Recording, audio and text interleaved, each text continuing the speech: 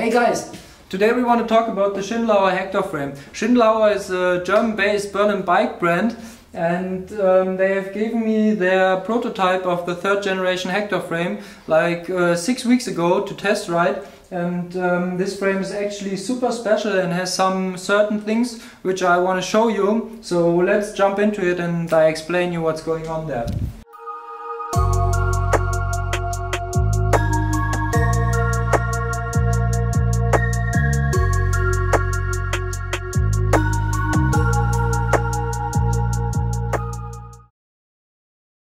The first thing I want to tell you about the Schindelhauer bikes is that they all come with a carbon belt drive.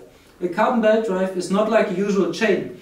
It is coming without any oil and it is made out of one solid piece, so you can't open it like a usual chain. This makes engineering a frame for carbon belt drives super heavy, because you need to be able to open the frame somehow, because you can't open the carbon belt drive. What Schindelhauer did in this case, they designed a pretty special dropout. They used kind of a double dropout to get all this done. And they used one plate which is in front, and you can see behind it there is the silver, which is actually the frame. So if you remove this black plate, you will find behind it here a small puzzle piece which is sitting in the frame but is not proper part of the frame. It is secured with one bolt which is going through here to save it or fix it in the frame. And this is the point where you can put in the carbon belt drive or take it off the frame. As well, Schindelhauer designed this dropout plate to tension their carbon drive to the same time. They included into the bolt and into the blade of the dropout teeth which are working onto each other, and you can tighten the chain while screwing these bolts. This is a super special technique which makes it super easy to tighten your carbon belt drive, because you don't want them to lose tension. The next thing I want to talk about is the bottom bracket. Because Schindelhauer has their own grid racing team, they have involved the whole Hektor frame with the grid racing team pretty much together. And the grid racing team was either asking for safetiness or for more power to higher the bottom bracket. So Schindelhauer hired it, and while running a 165mm crankset, you are not hitting the ground so easily in grid races. As well, you could run a 170mm crankset and gain more power out of that. So that's pretty special and pretty cool as well on this bike. Mostly, when you come to a frame builder, you get a catalog of tubings which they have in stock, and you can decide which tubings you are using for the frame you want to design. In this case, Schindelhauer has spoken to their frame builders and has created own tubing just for their frames. So every of those tubes you will not find on other frame. They have pretty sharp corners and actually are super well shaped. What Schindelhauer has involved the last generations on this frame to gain more stiffness is one part this headset, which is now a tapered headset. Then they have given the down tube a bit more width to be as well more stiff while meeting the head tube and the bottom bracket. And the third point is they have added a gusset behind the bottom bracket to give more stability to the bottom bracket. The last thing Schindelhauer has involved on this frame is the cable guide, which is running through the top tube. This is simply a result out of customers asking for this frame on the street. Many customers was running it for single speeds or fixed gears with brakes on the street, so Schindelhauer was thinking about including it, which makes this frame pretty much more usable in any situation.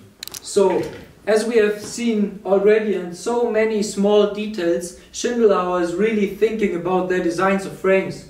They designed this special dropout, they was hearing up to their racing team to higher the bottom bracket, they was seeing which points wasn't stiff on their frame and was just making them better. And they are so detailed that you can see while looking on the head tube that it actually has 4 direction changes in one tube. This tube is not straight at all. After I've asked them, they said to me, yeah, this is a point where they made lots of prototypes just for the head tube to create the perfect shape to get this bike looking how they wanted.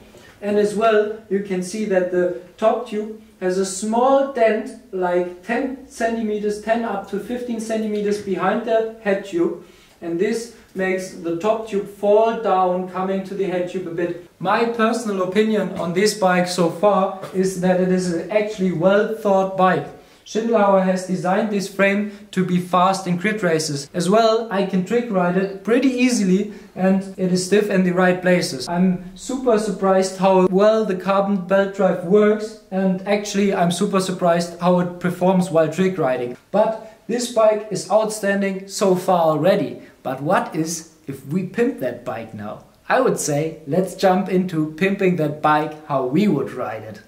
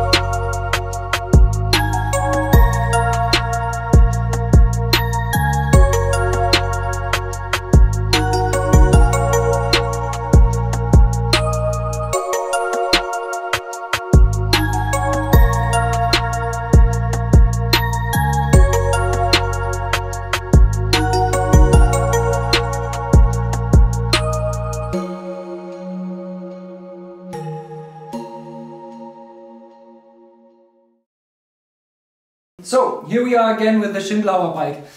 We have changed the setup, so it's my typical setup right now. We have for sure the zip 30s on it. We have the zip seat post, the zip stem. It's coming with the Schindelhauer Pepper handlebar, the Vans grips, and the wheels are laced to mantle hubs. So yeah, it's my setup, and I'm really happy how the bike turned out after we changed the parts. And I think it's looking really dope right now. And I shortly just want to talk again about the bottom bracket, because I was measuring some other bikes in the room right here, and I really need to say it is one of the highest bottom bracket I could find in here. Every other bike is even lower, like my Cannondale Track or the Russian Sport Frame. Everything of those are lower and have a height of like 28.5 centimeters from the ground. This one has a height of 29.5 centimeters off the ground, so it's 1 centimeter higher. And the only frame where I could find this was the FES frame, and this is a proper track frame, so that's kind of impressive, I would say. And the other thing I want to talk about again is the carbon belt drive, because I wasn't saying anything to the performance yet. And also I'm not able to say so much about it, because the best way how I can describe it is it feels like riding on clouds. Really, you don't feel any rubbering of a chain on a chainring. There's always metal rubbering on metal. You don't have this feeling at all on this bike. It's running so smooth. You have no oil, no dirt. It's like really, really sick. And I'm really impressed how the carbon belt drive is performing while trick riding, because I actually was a bit scared of tricking it, but now after I've done it a few times, I need to say I would trust this thing everything. And yeah, I would say the whole Schindelhauer bike is really, really well thought, and I'm super stoked that Schindelhauer gave me the opportunity to test that bike out. And yeah, that's all I want to say. I hope you guys liked the video, and we see us the next time, I would say. Have a great evening.